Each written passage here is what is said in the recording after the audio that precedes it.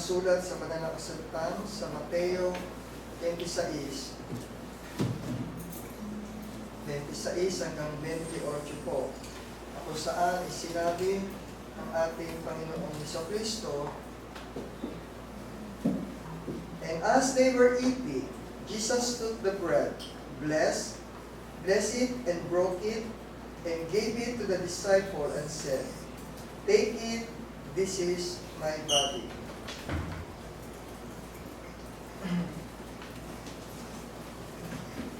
Ay po ay tumayo.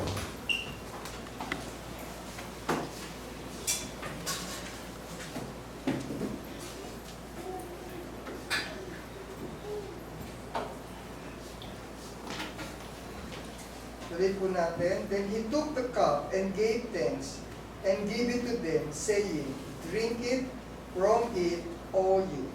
For this is my blood of the new covenant, which is shed for many for the remissions of our sins.'" Ay payumukod at manalangin. Sa iyo, dakilang Ama, Diyos na makapangyarihan sa lahat, muli ang bawat isa sa aming Panginoon ay nagtataas ng aming piling upang isang pang-ipaabot ng bawat isa sa amin ang aming kaus-pusong pagsisisi na sana, Panginoon, ang bawat isa sa amin ay makaalam ng katotohanan, kaayusan, na Ikaw ang tunay na Panginoon na dapat namin sambahin at paglingkuran.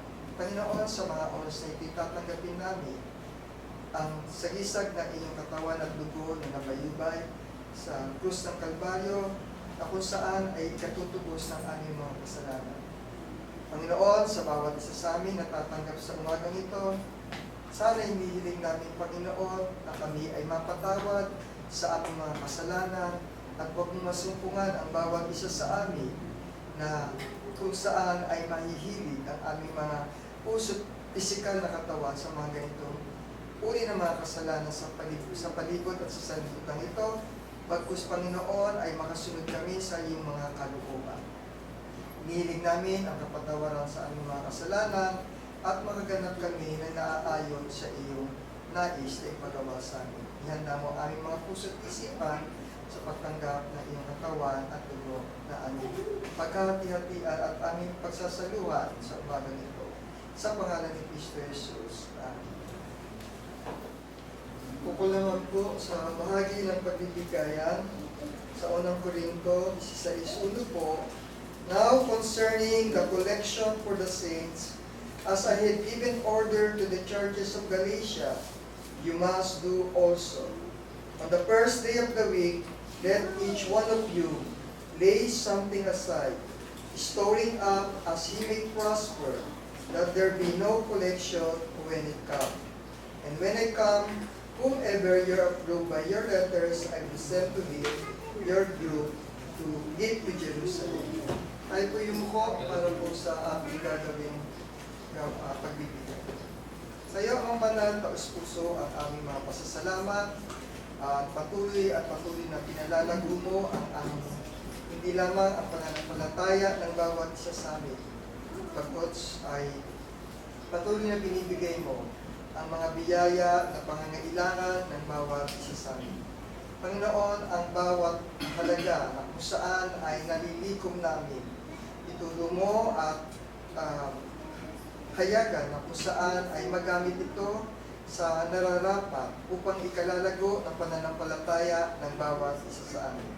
Pinadalangin namin, Panginoon, ang mga kabuhayan ng bawat isa sa amin na kung paano ay binibigay mo ang mga pisikal ng mga material at pangangailangan, ay ganun din ang hinihiling namin kalagdagang espiritual na pagpapala sa bawat isa sa amin. Kung kaya hinihiling namin at sana'y basbasan mo ang malilikom namin ito sa umagang ito para sa kapakanan ng kongregasyon nito. Kaya aming hiling at dalangin sa pangalan ni Cristo Jesus. Amen.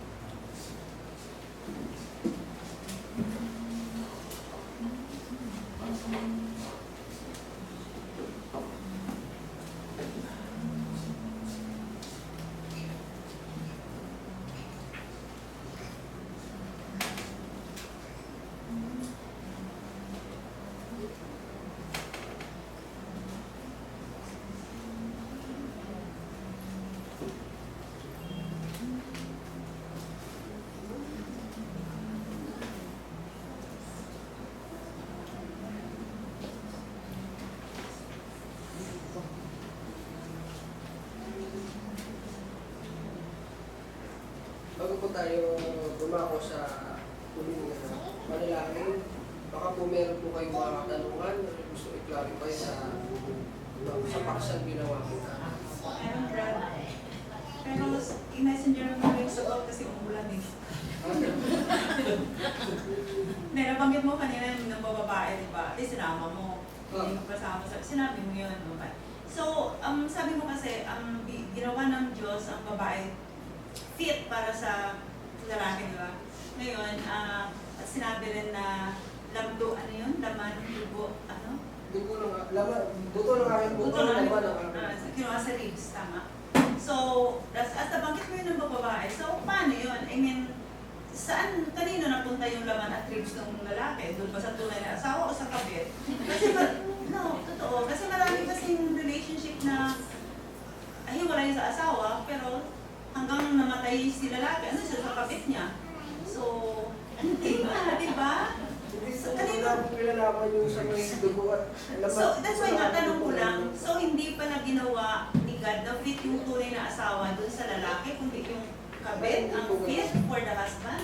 Ay, hindi po ganun. Wala pong pinalaman po yung dito na a woman is a helper suitable for him na ang lalaki ay nangangaliwa o ng bababae.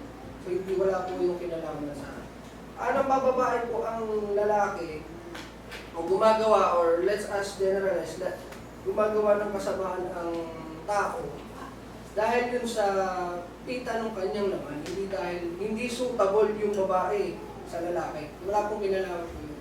So, nagkakasala ang lalaki na mababang babae ang lalaki dahil yun sa kanyang pagnanasa.